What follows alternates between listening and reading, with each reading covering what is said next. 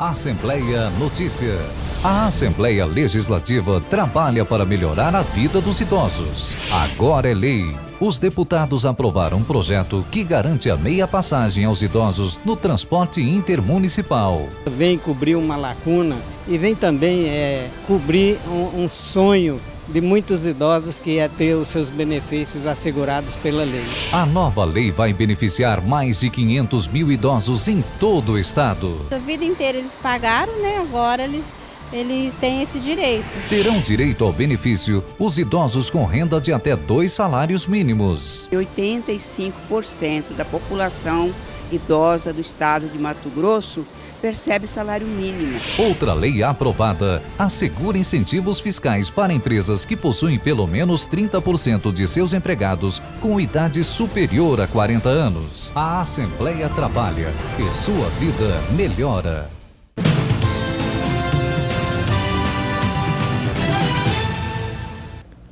De volta para o RDTV com a segunda parte da entrevista com o secretário de Infraestrutura de Mato Grosso, Marcelo Duarte. Secretário, falávamos na primeira parte da entrevista sobre os investimentos previstos para 2016, mas nada disso é possível sem recursos e sem relacionamento com os demais poderes. Como tem sido o trabalho do relacionamento com a Assembleia Legislativa, uma vez que muito foi falado ali, especialmente em relação à aprovação do novo FETAB? O trabalho com a Assembleia tem sido um trabalho muito facilitado, porque esse tema da infraestrutura logística é um tema que atinge a todos os deputados, sem exceção. Todos vivem localmente nas suas bases dramas, desde pontes que são não cobrados, são cobrados, muito cobrados, pontes que não estão em condições, estradas que não estão em boas condições, tanto de terra quanto de asfalto. Então, são muito sensíveis e entendem com profundidade esse tema. É um tema que você não tem dificuldade para discorrer com eles. Óbvio que tem questões políticas, que às vezes você tem que tá dosando, posicionamentos que são às vezes movidos muito mais por questões mais políticas, mas no fundo a gente vê que, tanto é que o resultado da votação do FETAB expressou isso, foi unanimidade dentro da Assembleia, todos os presentes votaram a favor do FETAB, demonstrando claramente que todos veem a necessidade de se investir na questão política. Então, nessa questão da infraestrutura logística. Também não podemos esquecer do Tribunal de Contas. Eu estive no Tribunal de Contas pessoalmente, falando com todos os conselheiros, apresentando também o projeto FETAB, e estarei lá em breve falando de concessões também, falando com a Assembleia de Concessões, enfim. Esse relacionamento com os poderes, ele é bastante intenso. Eu faço isso também com o Ministério Público, porque não podemos deixar de envolver esses poderes, os órgãos de controle na construção desses sistemas. Porque depois que você achar que você vai construir sozinho e vai empurrar a goela abaixo, amanhã você vai estar em uma enxurrada de ações, de gente contra, quer dizer, e as contribuições que vêm são sempre muito positivas. As emendas que vieram na Assembleia, com algumas exceções, obviamente, que tiveram que ser vetadas pelo governador, que não, principalmente do deputado Zeca Viana, que foram as emendas dele que foram vetadas, as demais foram acatadas pelo governo do Estado, demonstrando a nossa disposição em estar escutando, em estar negociando com os diversos poderes, assim também como está sendo feito com o Tribunal de Contas, que está sempre contribuindo também com as construções dos nossos modelos. O senhor falou de dosar a questão dos investimentos em infraestrutura para que isso não seja corrompido pela força política propriamente dita, né? A gente está em ano eleitoral, eleições municipais. Os deputados estaduais costumam ser bairristas, trabalham pela região. Como conseguir dosar literalmente e perceber que tal demanda é só política ou tal demanda é de fato necessária? Bom, uma das coisas que a gente tem feito e fez em 2015 foi construir um banco de dados muito significativo da nossa logística em Mato Grosso, que está nos dando condições de tomando decisões baseado em critérios objetivos. Hoje eu tenho, por exemplo, técnicos, objetivos. Então a gente tem por exemplo, eu tenho classificado a malha do Estado em condições 1, 2, 3 e 4, 1 de melhor e 4 para o pior. Então eu sei onde está melhor, onde está pior. Eu sei onde passa mais carro, onde passa menos carro. Eu sei onde estão as pontes que melhoram e pior situação. Então a gente tem hoje condições de tomar decisões muito aproximadas. Agora, esse feeling político nós temos que ter. Não adianta a gente achar que só a decisão técnica ela vai substituir a política, até porque o deputado ele está em contato constante com as suas bases e está certo isso, e tem que ficar, porque esse é o papel dele. Então é por isso essa interlocução é tão importante em casar o técnico com o político, porque esse casamento é o que todo mundo quer. Ninguém quer, porque se precisasse só do técnico, você botava um computador no meu lugar. O computador faria uma definição do que é prioridade, dava planilha e executava. Então as pessoas têm que ter essa sensibilidade política, e eu tenho certeza que isso tem um tema que todo mundo tem ciência. Eu acho que ninguém é 100% técnico nem 100% político. Essa mescla ela é necessária, e é isso que acho que é a maneira que a gente tem tentado conduzir com os deputados. Por que época ocorreram esses vetos aos projetos do deputado Zeca Viana? Porque foram propostas que não estavam de acordo com a visão do governo do Estado. Ele tentou, na última hora foi colocado em votação, até porque se não fosse colocado em votação, o deputado iria pedir vistas, iria obstruir, mas ele já sabia que ia ser votado, a gente estava lá na negociação, que ia ser vetado, ele sabia que o veto ia acontecer, e mesmo assim ele insistiu em colocar as emendas, mas faz parte do jogo, né? Faz parte. Falando em relacionamentos, a infraestrutura tem um trânsito por todas as outras pastas. Falei na primeira parte da entrevista que infraestrutura tem a ver com saúde, tem a ver com educação, tem a ver com economia, tem a ver com turismo, várias outras frentes. Como tem sido esse trabalho de interlocução com os outros colegas do senhor, outros secretários, para garantir investimentos que de fato garantam o desenvolvimento do Estado? Importante essa pergunta. Nós, no governo Perutax, que tem hoje, a gente eu posso dizer, um governo só. Então, assim, o sentimento de time, de união e de companheirismo de equipe é muito forte entre os secretários. A gente hoje tem grupo de WhatsApp que a gente fala o dia inteiro, às vezes até altas horas da noite, conversando, não só sobre temas, vamos dizer, temas pontuais, mas sobre temas estratégicos, discutindo o que saiu no Estadão do dia, o que saiu na grande mídia, sobre o que está acontecendo no Brasil. Então nós somos muito, e o governador tem tido uma habilidade muito ímpar nesse processo de construir um time, que são pessoas que não se conheciam, que não tinham relacionamento, que vieram de diversas áreas, e hoje eu posso dizer que a gente é um grande time. Sim, obviamente, houveram mudanças nesse time, mas as pessoas que estão vindo para compor as peças que estão saindo são pessoas igualmente competentes, igualmente capazes e também comprometidas com esse governo. Então, assim, e temos um fator importante também, que é o vice-governador Carlos Fávaro também, que faz um papel importantíssimo nesse processo. Então, hoje, olhando aqui as secretarias que eu mais me relaciono, Secretaria de Planejamento, né, que é aqui, né, importantíssima na parte do orçamento, na parte de Secretaria de Fazenda, que é quem passa o recurso, Secretaria de Administração, Secretaria de Desenvolvimento Econômico, ali que a gente tem parceria, por exemplo, com o Prodestur, que são as pontes do Pantanal, alguns projetos que a gente está fazendo junto com eles, enfim. Para citar um Casa Civil, né, então, para citar alguns dos secretários que são nossos assuntos estratégicos. Então, todas as secretarias são... a gente tem um relacionamento muito bom. Há essa preocupação de trabalhar integrado justamente para garantir o desenvolvimento. Com certeza, com a liderança, sempre dizendo isso. Isso é fruto de uma liderança forte, uma liderança presente, uma liderança que é o governador Perutax, que busca essa integração entre todos os secretários. Falando em integração, é preciso também do governo federal, do Ministério dos Transportes. Conversei com o secretário Marco Marrafon há alguns dias, e ele disse que está muito difícil garantir recursos por meio do governo federal, que apenas 1/4 do que foi previsto ano passado, em 2015, foi garantido, e esse ano provavelmente deve se manter da mesma forma. Como conseguir trabalhar sem esse recurso do governo federal, uma vez que deveria sim ter esse repasse? Não, é complicado, né? Assim, os repasses da Caixa Econômica estão todos atrasados, e isso gera também uma situação... outros efeitos, né? Porque além de quando está atrasado, a empresa também não quer fazer. Quer dizer, se fosse só estar atrasado, seria uma coisa. Mas o fato de estar atrasado, de não ter perspectiva de vir, também gera uma paralisia em todo o setor, porque ninguém quer arriscar e todo mundo, e gera um medo sistêmico que faz com que as coisas se paralisem.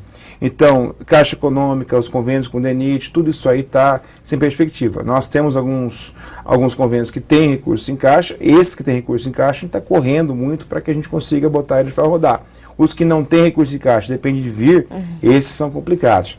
Mas também tem uns outros recursos que são recursos de operações de crédito, de empréstimos, BNDES. que BNDES, Banco do Brasil, que depende de aval lá do Tesouro, que aí estamos, ontem mesmo estava falando com o secretário Paulo Brustolin sobre esses avais, estamos aí, que não são recursos do governo federal, mas são recursos que dependem de uma ação do governo federal, que seria o aval para liberar, que estamos tentando fazer. Mas eu tenho fé que por ser infraestrutura, eu estava lendo agora antes de chegar aqui no estado de São Paulo, é muito claro que todos de cada 10 economistas dizem que se o Brasil quiser sair da crise, vai ter que investir maciçamente em infraestrutura. Tanto porque a infraestrutura ela gera muito emprego e ela tem uma capacidade de resposta muito grande, quanto que porque é um setor também que constrói bases para um desenvolvimento sólido no futuro. Então eu tenho certeza que assim que as portas os recursos públicos federais começarem a se abrir, elas vão se abrir primeiro para a infraestrutura. Como por isso a gente está em ano eleitoral, provavelmente isso deva acontecer. Assim esperamos, né? Me fala um pouquinho para a gente encerrar nosso bate-papo, secretário, como que tem sido o trabalho de interlocução com os nossos parlamentares em Brasília, os nossos 8 deputados federais e os 3 senadores, porque eles também são importantes até para pressionar o governo federal para garantir esses recursos, né? Não, com certeza. É uma bancada muito ativa. É uma bancada também que tem uma característica de também se envolver muito com a questão logística. Tanto é que fizeram agora recentemente uma emenda de bancada para garantir recursos para a BR-174, que é uma BR que vai custar aí mais de 700 milhões de reais e é um convênio nosso da Cinfra com o governo federal. Nós licitamos uma parte, já demos ordem de serviço agora recentemente para os projetos se iniciarem já. Vamos, esse ano, agora 2016, licitar as outras lotes, mas só que só licitar não adiantava se a gente não tivesse, por exemplo, os recursos. Então fizeram uma emenda de bancada garantindo recursos em 2016 para, se não me engano, serão 150 milhões esse ano, para que a gente possa iniciar a obra, já fazer alguns quilômetros, o que é uma obra, como eu disse, de mais 700, mais 150 milhões num momento de já crise ajuda. Como esse, é muito importante. Então, o meu relacionamento é ótimo com os deputados, principalmente os deputados da base aliada, são deputados muito atuantes, que estão sempre prontos para enfrentar batalhas como essa da 174. Até porque a logística é o principal gargalo dos nossos parlamentares, né? Quando se fala em cobranças aos nossos parlamentares nas suas bases, principalmente a logística, que pesa. Para a gente encerrar nosso bate-papo, expectativas para 2016, secretário? Não vai ser um ano fácil, 2016. Eu acho que, olhando-se o cenário nacional, o cenário de Mato Grosso, vai ser um ano de bastante dificuldades. Eu acho que o país, de uma maneira geral, ele está sem rumo. Infelizmente, a gente vê as coisas acontecendo em Brasília e nos preocupa cada vez mais a maneira como está um governo federal preocupado unicamente com uma questão, evitar impeachment. Então, um país que está com uma agenda única, um governo que tem uma agenda única de evitar o impeachment, ele não está olhando para o seu país, não está olhando para suas pessoas. E a Câmara Federal trabalhando também com a relação do impeachment, o Senado situação. Também. Exatamente. Então, esse desgoverno a nível federal nos preocupa muito mesmo. Aqui em Mato Grosso, o governo do estado vai fazer seu dever de casa, tenho certeza disso. Estamos preparados para enfrentar, mas preparados para enfrentar não significa que não teremos problemas. E não significa que não teremos setores pontualmente sentindo essa crise, sofrendo junto com o Estado, porque essa crise ela vai ter seus reflexos por vários setores.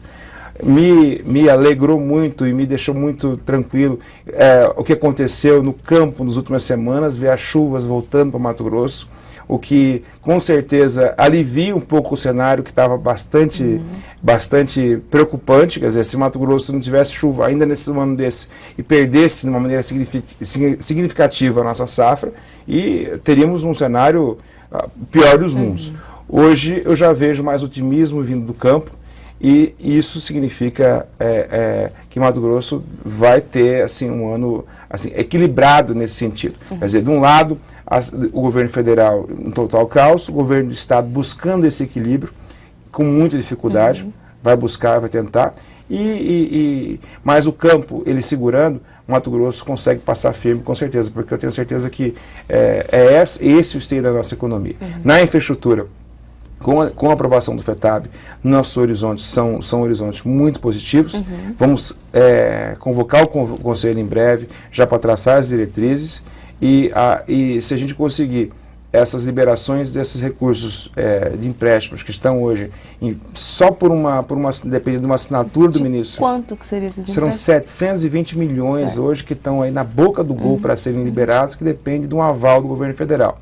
Então, essa liberação, mais a continuidade dos programas que a gente já tem, que só de liberação nova esse ano serão mais de 500 milhões, eu vejo que a infraestrutura pode ser uma pasta que vai navegar de uma maneira bastante sólida nesse ano de crise, o que para nós é um avanço e necessário. Né? Mato Grosso não pode se dar ao luxo de não investir maciçamente em infraestrutura, sob pena de ter seu futuro ameaçado, porque nossa dificuldade aqui, seja ela, como você falou no início da entrevista, do aspecto social ou do aspecto econômico, ela passa pela infraestrutura. Precisamos investir, e o governador Pedro Táxi, ele sabe disso, por isso eu estou muito satisfeito com o apoio que eu tenho recebido dele e, consequentemente, dos colegas do governo do estado, para que a gente coloque esse trem para rodar, e está rodando. Né? Você está vendo o que a gente já fez ano passado, no ano que não foi no primeiro ano de governo,